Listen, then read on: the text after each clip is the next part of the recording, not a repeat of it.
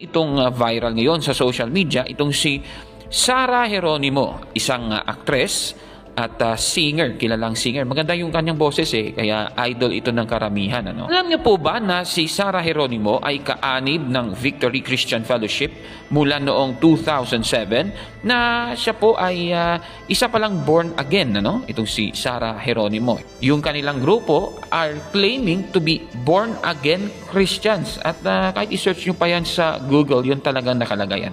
Katunayan nga mga kapatid, may video pa si Sarah Geronimo na kumakanta siya sa mga worship services ng Victory Fort. Ito, panoorin natin. Jesus Christ, who has resurrected me. When they nailed him to the cross. Ngunit mga kapatid, naging viral po ang video ni Sarah Geronimo noong siya ay gumagawa ng Sign of the Cross habang kasama niya ang kanyang mister sa pagbe-bless sa kanila ni Cardinal Tagle. Ito, panoorin natin mga kapatid. Tingnan nyo mga kapatid, si Sarah G nag-Sign of the Cross. Sana naman nakabalik na siya sa Catholic Church, Balita ko, Catholic talaga siya since birth pero na-convert siya into born-again Christian noong 2007. Isama natin siya sa ating mga panalangin mga kapatid na sana ay makabalik na talaga siya sa simbahan at tatag ng ating Panginoong Hesukristo.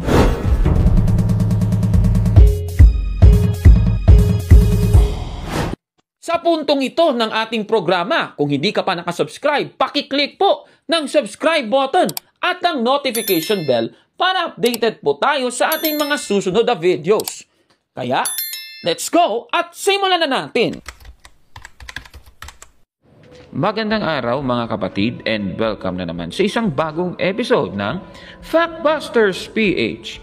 Babasahin muna natin ang Galatia 6:14. Ganito po ang mababasa. Huwag nawang mangyari sa akin na ipagmalaki ko ang anumang bagay bukod sa krus ng ating Panginoong Hesukristo. Sapagkat sa pamamagitan nito, ang mundong ito'y patay na para sa akin at ako na may patay na rin sa mundo. Sa nabasa natin, mga kapatid, ipinagmamalaki po ni Apostol Pablo ang krus ng ating Panginoong Hesukristo.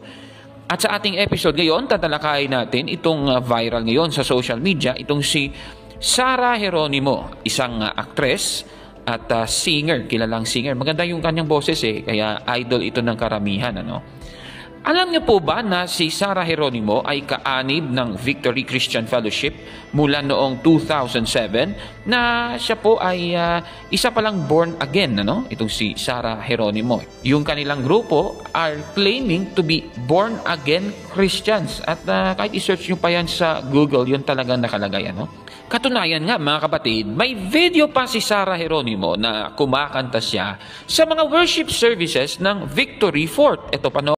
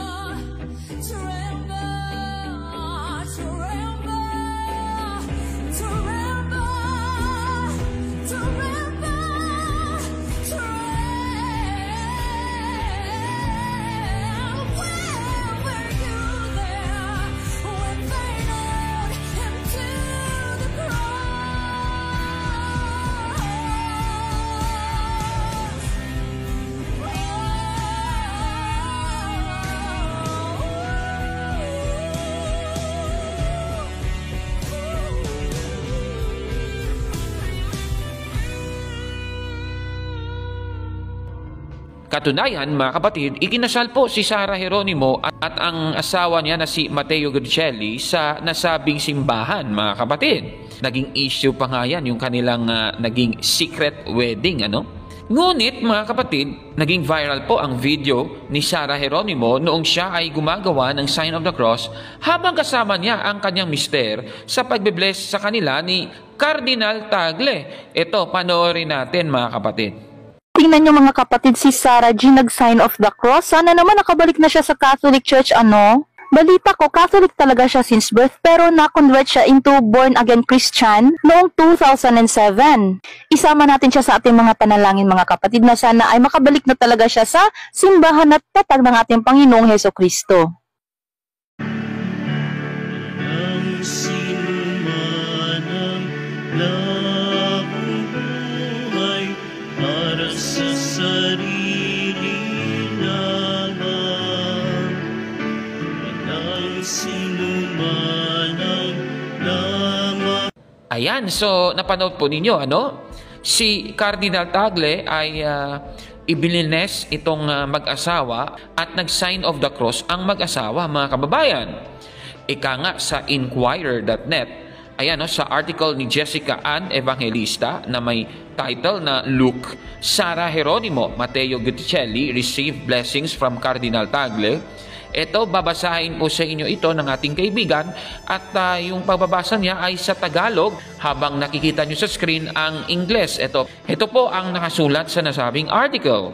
Nakatanggap ng blessings ang celebrity couple na sina Sarah Geronimo at Matteo Guidicelli mula kay Cardinal Luis Antonio Tagle sa isang private dinner sa kanilang Italian restaurant sa Alabang, Muntinlupa. Ibinahagi ni Guidicelli ang engkwentro sa kanyang mga followers sa Instagram noong Lunes, Setyembre 22, isang sandali na inilarawan niya bilang nakapagpasigla, nagbibigay inspirasyon at puno ng liwanag. Sa video na ibinahagi ng aktor, nakunan si Cardinal Tagle na ipinatong ang kanyang mga kamay sa ulo ni Guidicelli at Geronimo, isang kilos ng pagbibigay ng kanyang basbas. Tumugo ng mag-asawa sa pamamagitan ng pag-sign of the cross. What a beautiful evening it was, surrounded by family and good people, sharing stories, laughter, and a wonderful meal together. As we remembered my beloved Nonno and Nonna, I was reminded of how precious moments at the table truly are. Isinulat ni Guidicelli sa kanyang caption. Idinagdag ng panduko aktor na ang karunungan na ibinigay ni Cardinal Tagle ay a precious gift bilang pasasalamat niya sa leader ng simbahan sa pagiging a source of hope and positivity. May God bless you with continued good health and strength as you inspire us all to live with faith, kindness, and love. Grazie mille, Cardinal. Pagtatapos ni Guidicelli sa kanyang post. Si Geronimo, na lumaki sa isang devout Catholic household, kalaunan ay niyakap ang born-again Christian faith noong taong 2007. Ikinasal siya kay Guidicelli noong Pebrero 2020 sa isang private Christian ceremony. So yan po ang ating nabasa sa nasabing article. Napakaliwanag po nung nangyaring yon at naging viral nga ito sa social media. At doon nga sa Instagram post ni Matteo Guidicelli, mga kapatid, ay may ilang mga comments tayong nabasa doon. Halimbawa, ito pong mula kay It's Me, Jing Sky. Ayan, ang sabi dito, I thought both of you are born-again Christian. I remember it was Pastor Punzalan officiated your wedding. Just asking. At same thought daw, sabi ni Chengeson 12. Ano? Samantala, sabi naman ni Star Megaddon, di ba Catholic family ni Sarah? I remember their house. Ang laki ng altar nila. Sabi naman ng isa, they are with their family who are Roman Catholics. I think that is called respect. Sabi naman ng isa, in showbiz, you cannot avoid compromising. Hindi pa siya sikat, nakikita na namin siya at nanay niya sa GCF. Then, napunta sila sa VCF.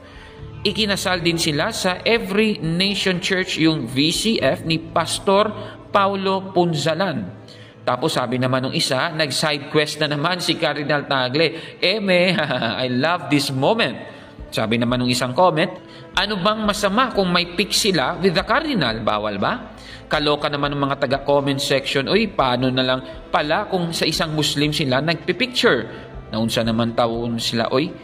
Sabi naman ng isa, bakit ang dami yata offended sa comment section? Bawal ba makatanggap ng prayer or blessing ang Protestant from a Catholic? Based on the caption, they met with Cardinal Tagle because of Mateo's grandparents who were probably Catholics and probably knew Cardinal Tagle personally. Ayan, so umuugong talaga ang nangyaring ito sa mag-asawa, mga kapatid. Kung ano man ang nangyari kay Sara Geronimo, ay atin siyang ipagdasal kung baka sakali na iyayakapin niya ang Iglesia Katolika at pagiging Katoliko, mga kababayan, di ba? At dahil sa Sign of the Cross na ginawa ni Sara Geronimo, ay tila sinisiraan na siya. Kagaya nitong post na nakita ko sa internet mula kay Reynan Carillo Regalado sa page na Catholic Apologist versus EDD Manggagawa. Ang sabi dito, may kaaway sa harapan ni Sara Geronimo. Kaya nag-sign of the cross sa harap ni Cardinal Tagle kasi ayon sa katisismo ng mga Katoloko. Nako, grabe namang maninira ito. At yung tinutukoy ng katisismo ay yung aklat na maikling katisismo sa pahina 3. Tanong, totoo ba ang paninirang ito, mga kababayan? Katunayan, panoorin na rin natin yung pahayag ng mga ngaral ng Members Church of God International, si Daniel Razon.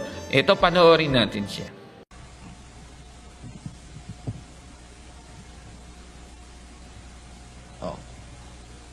Ano yun? Ano po yun? Para saan po yun? Di ba issue yan? Ang tanda ng Santa Cruz. Ano bang, para saan ba yan? Ang tanda ng Santa Cruz, galing sa Maikling Katisismo, pahina 3 ni Hillobstadt, J.C. Abriol, may imprimatur ni Hernando Antiporda. Ang tanda ng Santa Cruz. Ang tanda ng Santa Cruz, ang ipag-adya mo sa amin, Panginoon naming Diyos, sa mga kaaway namin. Sa ngalan ng Ama, ng Anak, at ng Espiritu Santo. Printed and published by Catholic Trade, Manila Incorporated. Para saan po yung ang tanda ng Santa Cruz? Para sa pag-aadya sa kaaway. Ayan. Ginagawa natin yan, hindi ba?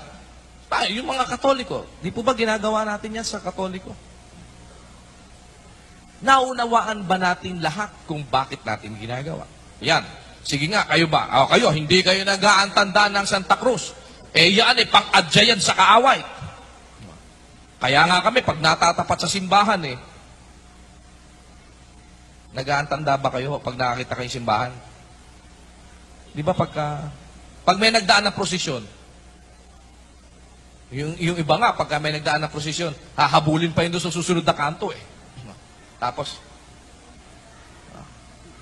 di ba? Pag nadaan sa simbahan, ano daw ho ba ibig sabihin ng antanda ng Santa Cruz? Pag adya sa kaaway, may kaaway pa sa loob ng simbahan. Nagtatanong lang po, di ba? Pagkakaharap mo ngayon yung pare, lahat ng mga nakaharap sa pare, kaaway ba yung pare? Yung pare na masasagot.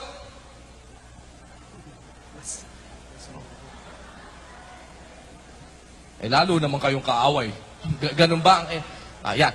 Pag-aralan natin. Ganun ba ang ibig sabihin? Ganun ba ang implikasyon? Huwag po nating isasara kagad yung ating isip. Pag-aralan natin, suriin natin. Ganun ba lalabas yun? Dahil yung antanda, pag-adjust sa kaaway. Ganun ba lalabas? Yun ba ang ibig sabihin talaga? Na pag nag-antanda ako, pag-adjust sa kaaway, ano nga babatayan ko? Ba't ko ginagawa yun? Ba't ko nga ba sinasabi to? Ay, grabe naman talaga itong si Daniel Razon, Grabe talaga yung mga pahayag niya. Ayon sa kanya, kung nag-aantanda ng krus sa mga Katoliko para mag-adya sa mga kaaway, bakit nag-aantanda ang mga Katoliko sa simbahan? Nako naman, grabe naman yan. Grabe namang pahayag yan. Tama ba ito, mga kapatid? Yung kanyang tanong? Sige, titignan natin. Binasa niya yung aklat Maikling Katisismo, pahina 3, na isinulat po at ipinablish ng Catholic Trade Manila Incorporated. At nakikita niyo sa screen, Sige, tingnan nga natin yung actual. Ayan, Ayan, so yan ang kanilang kinote, ang tanda ng Santa Cruz. Ang tanda ng Santa Cruz, ang ipag-adya mo sa amin, Panginoon naming Diyos, sa mga kaaway namin. Sa ngalan ng Ama at ng Anak at ng Espiritu Santo, siya nawa. Pero, alam niyo, parang INC din itong si Daniel Razon. Kasi pinuputol niya. Sa taas, hindi niya binasa itong sinasabi na ito pala'y ang mga dasal. Dasal pala ito Nako naman, talaga naman, oo. Tanong, kailan ba ginagamit ang sign of the cross, mga kababayan? Para masagot ang tanong, siguro, tatalakayin na rin natin, isasabay na rin natin. Ito pong pahayag ng mga ministro ng Iglesia ni Cristo ni Manalo. Ito, pakinggan natin. Kaya madali namang makilala, kapatid na Bobby. Halimbawa, nakasakay tayo sa jeep. Diba? Sabihin natin nagko-commute tayo o kaya sa bus. Yung jeep biglang dumaan doon sa isang simbahang Katoliko. Yung kasama nating mga passengers, biglang nag-sign of the cross. Anong relihiyon yung kapatid na Bobby? Siyempre, Katoliko, kapatid na Michael. Katoliko yon, communalist. At bakit daw nila ito isinasagawa? Makabubuti ba o makasasama daw yung pag-aantanda ng Santa Cruz? Makabubuti raw. Ito Makabubuti. Sinasabi nila dito sa ganito rin pong aklat sa pahina 11 at ganito pong pahayag. Mabuti at pinakikinabangang lubha ang magkrus na malimit sapagkat siya'y may bisang magpasigla ng pananampalataya, magwaksi ng mga tukso at magtamo sa Diyos ng maraming biyaya. Kaya mabuti raw ang magkrus sapagkat ikapagtatamo raw ito ng maraming biyaya. Pero nagtataka lang ako doon sa nakausap nating isang matandang Katoliko. Kaya daw siya, kasi nadisino tayo dyan sa Quezon, sa may parting paanan ng Mount Banahaw. Maraming saradong Katoliko dyan. Marami dyan sa Tayabas, Quezon. Ang sabi sa akin ng isang matanda, kapatid na Bobby, nung nadisino ako dyan, kaya kami nagkukrus, kasi yan, panlaban yan sa mga milagro o sa mga maligno, sa mga masamang espiritu, pag naglalakad daw sa gubat, pagka nag-cross daw, nag-sign of the cross, lalo pagka umuulan-ulan, madilim at umaalulong yung aso at bilog ang buwan, lalayas daw yung masamang espiritu. Pero nakapagtataka, bakit pagka yung Katoliko, kapatid na Bobby, nasa loob ng simbahan at nasa harap ng pare, saka nagkukrus din siya? Ano kaya ibig sabihin nun? Meron siyang pinalalayas doon, kapatid na Michael. Ibig bang sabihin, maligno o kaya ay may masamang espiritu yung pare? Maaari, doon, yun ang kaharap nila. Ganon lumilitaw. Kaya tuloy, ang sagot ng pare doon sa kongregasyon, mas malaking cross. Ano ibig sabihin? Mas lalo kayong maligno? Ganon ba ibig sabihin nun? Naiisip lang natin yun kasi ganon ang pangangatwiran na lang ng simbahang Katoliko. Kaya tuloy, si kapatid na Karen, pag napag-uusapan yan, natatawa na lang sa atin, kapatid na Bobby. Ayan, so napanood po natin si Michael Sandoval at si Bobby Fernandez.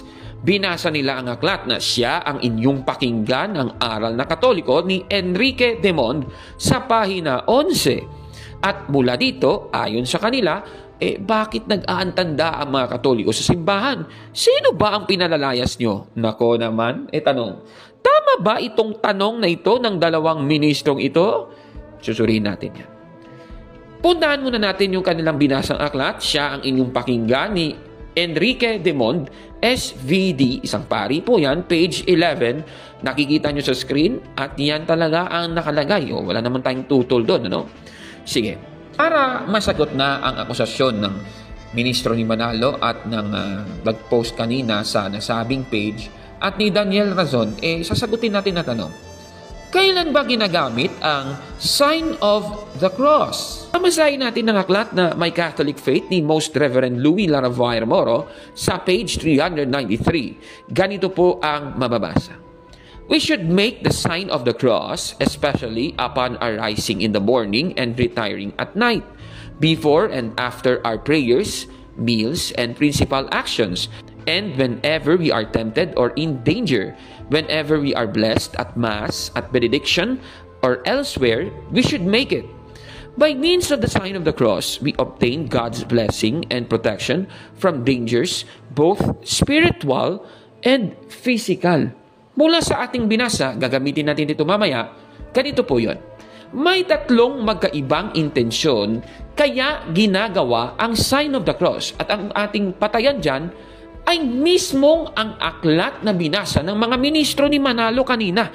Siya ang inyong pakinggan ni Enrique Demond, page 11. Nakikita niyo po yan sa screen, ano? Unang intensyon kaya ginagawa ang sign of the cross.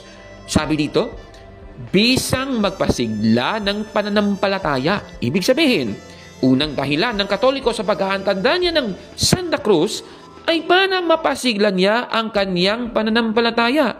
Kailan ito nangyayari? Kapag ang Katoliko ay, ang sabi sa My Catholic Faith, kapag ang Katoliko nag-aantanda mula sa pagbangon niya sa umaga at sa pagtulog niya sa gabi, sa pagkain niya. Siyempre, magbe-bless siya ng pagkain, at yung iba pang mga gawain. Kagaya din yan, nung sinabi ng mga ministro ni Manalo na nasa jeep ang Katoliko, dadaan sa simbahan, magsa-sign of the cross siya. Yun po yun, mga kapatid. Yun yung intensyon ng Katoliko. Pangalawang intensyon ng Katoliko, kaya nagsa-sign of the cross siya, ay ang pagwaksi ng mga tukso. Yan pala. At isa pa, yung pag-aadya ng kaaway. Ika nga ng My Catholic Faith ni Most Reverend Louis Laravuair Moro, ang sign of the cross ginagawa for protection from dangers, both spiritual and physical. And whenever we are tempted or in danger, napakaliwanag po niyan. Kaya nga merong dasal ang mga Katoliko na binasa naman ni Daniel Razon at ng kanyang mga kasamahan sa maikling katisismo ng aral na Kristiyano. Ang sabi, ang ipagadya mo sa amin, Panginoon naming Diyos, sa mga kaaway namin. Yun pala yun, mga kababayan. Grabe naman ito.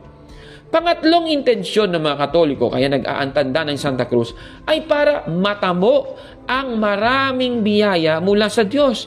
Napakaliwanag po niyan, mga kababayan. Kaya ang sabi dito, we obtain God's blessing. Diba? Kung nasa simbahan tayo, nag-aantanda tayo ng Santa Cruz to obtain God's blessing. Hindi para mag-adya ng mga demonyo na nasa simbahan. Ako naman, napaka-malisyoso talaga ng lahat ng mga mangaral na ito, na mga napakapalpak. Kaya nga sabi, whenever we are blessed at Mass, at benediction, or elsewhere, we should make it, napakaliwanag po yan, mga kababayan. Naku, itong mga mangangaral na ito, hindi alam ang kanilang sinasabi, Fallacy of false dilemma nga yan Naku naman. At tanda natin, sabi ng Biblia, sa Kawikaan 16:2, inaakala natin na tama ang lahat ng ating ginagawa. Ngunit ang Panginoon lang ang makakapaghusga kung ano talaga ang ating motibo. Napakaliwanag. Ang Panginoon lang po makapagsasabi kung ano mismo yung motibo ng tao, kaya nag-aantanda siya ng Santa Cruz. Hindi yung chismis lang, narinig sa kanila, pinapaalis ang kaaway. Ibig sabihin, sa lahat ng mga instances na pag-aantanda ng Santa Cruz, yun talaga yung intensyon ng Katoliko. Tako naman, palpak naman yan. Talagang mali yan, mga kababayan. Bakit pinangunahan na nila ang Diyos sa paghusga sa motibo ng Katoliko? Nako naman, grabe naman. Kaya sa sinasabing ito ng ministro ni Felix Manalo na sina Michael Sandoval at Bobby Fernandez. Pero nakapagtataka, bakit pagka yung Katoliko, kapatid na Bobby, nasa loob ng simbahan at nasa harap ng pare, saka nagkukrus din siya? Ano kaya ibig sabihin nun? Meron siyang pinalalayas doon, kapatid na Michael. Ibig bang sabihin, maligno o kaya ay may masamang espiritu yung pare? Maaari. Yun ang kaharap nila. Ganon lumilitaw. Kaya tuloy, ang sagot ng pare doon sa kongregasyon, mas malaking krus. Ano ibig sabihin? Mas lalo kayong maligno. Ganon ba ibig sabihin nun?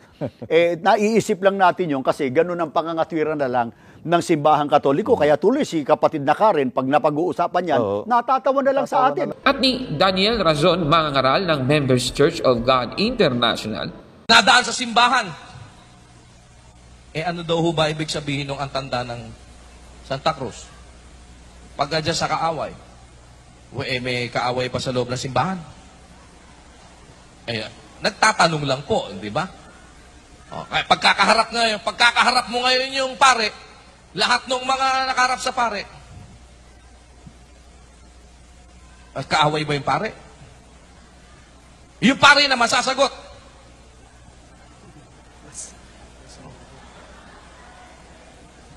Lalo naman kayong kaaway. Ganun ba? Yan. Busted! Yan! Puro mali yan, mga kababayan. Ngayon, dito po sa Filipos 3:18, talagang mayroon palang mga namumuhay bilang mga kaaway ng krus ni Kristo. At kagaya ng mga ministro ni Manalo at ni Daniel Razon at ang mga members ng Members Church of God International, sila po ay mapapahamak. Kaya delikado po yung kanilang ginagawa. At isa pa nga nilang akusasyon, hindi daw biblical ang pag-aantanda ng Santa Cruz. Tanong, biblical ba ang pag-aantanda ng Santa Cruz? Susuriin natin at sasagutin natin yan base sa banal na kasulatan. Ang sagot, babasahin natin sa Mateo 16:18 ang unang bahagi at sa dulo ng versikulo 19. Ito po ang nakasulat. At sinasabi ko sa iyo, ikaw ay Pedro, at sa ibabaw ng patong ito ay itatayo ko ang aking iglesia. Ang ipagbawal mo sa lupa ay ipagbabawal sa langit, at ang ipinahintulot mo sa lupa ay ipinahihintulot din sa langit. Sa nabasa natin, mga kababayan, ang iglesia na itinayo ni Kristo, alam naman natin, iglesia katolika yun, ano? Kung i-deny nila yun, problema nila yun, ano? Yung iglesia na itinayo ni Kristo, kung ano man ang ipinahintulot sa lupa, ay ipinahihintulot din sa langit. Napakaliwanag. Alam naman po natin, mga kababayan, na kung ginagawa na ito noon ng mga unang Kristiyano, ibig sabihin, na ipahintulot na po yan sa iglesia, na ito po'y gawin. Kasi kung anong ipinahintulot ng mga apostol at ng mga unang Kristiyano dito sa lupa ay ipinahintulot din sa langit. Napakaliwanag po yan, mga kababayan. Tanong, kailan ba nagsimula ang sign of the cross? Tatanungin natin ang dalawang mga unang Kristiyano. Ito pong si Cyril of Jerusalem sa kanyang sulat sa Catechesis dito po sa Book 13 sa paragraph 36. Ganito po ang mababasa. Let us then not be ashamed to confess the crucified. Be the cross our seal, made with boldness by our fingers on our brow and in everything, over the bread we eat and the cups we drink, in our comings and in goings, before our sleep, when we lie down and we awake, when we are traveling and when we are at rest. Napakaliwanag, may binabanggit na itong cross ay ginagawang seal. Napakaliwanag po nun. Isa pa, ito pong sulat ni Tertullian sa aklat niyang De Corona Milites na isinulat po ng 204 AD. So, ibig sabihin, bago pa nung 300 AD. Meron na bang mga Kristiyano na nagsasign of the cross? Ganito po ang ating mababasa. In all our actions, when we come in or go out, when we dress, when we wash, at our meals, before retiring to sleep, we form on our foreheads the sign of the cross. Napakaliwanag po. Ibig sabihin, ang sign of the cross, ginagawa na po yan ng mga unang Kristiyano, mga kababayan.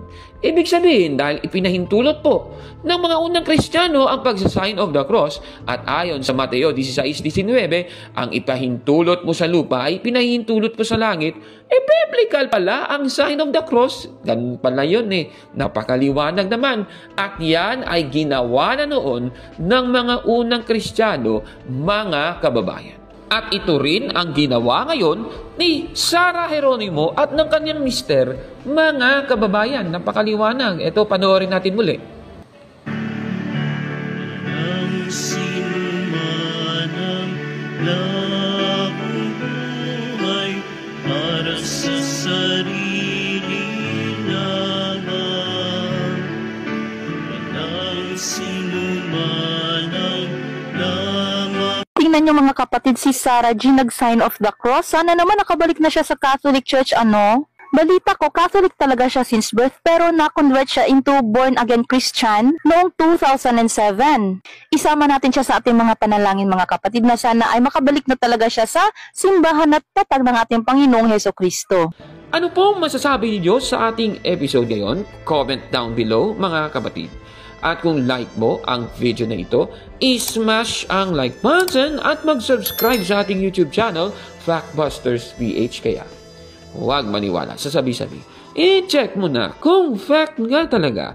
Hanggang sa susunod na episode, ako po si Kaburnok. At ito ang Factbusters! Mga kapatid, magandang araw po. At kapayapaan ay maghari sa ating isipan at sa ating puso. At follow and subscribe, Factbuster PH at The Beloved Catholic sa Facebook page ni Kaburnok. At abangan nyo si Kaburnok. No? dahil marami siyang i-reveal na mga maling aral at matutuhanan natin ang katotohanan. Dahil ang katotohanan ay magbigay sa atin ng tunay na kalayaan. God bless.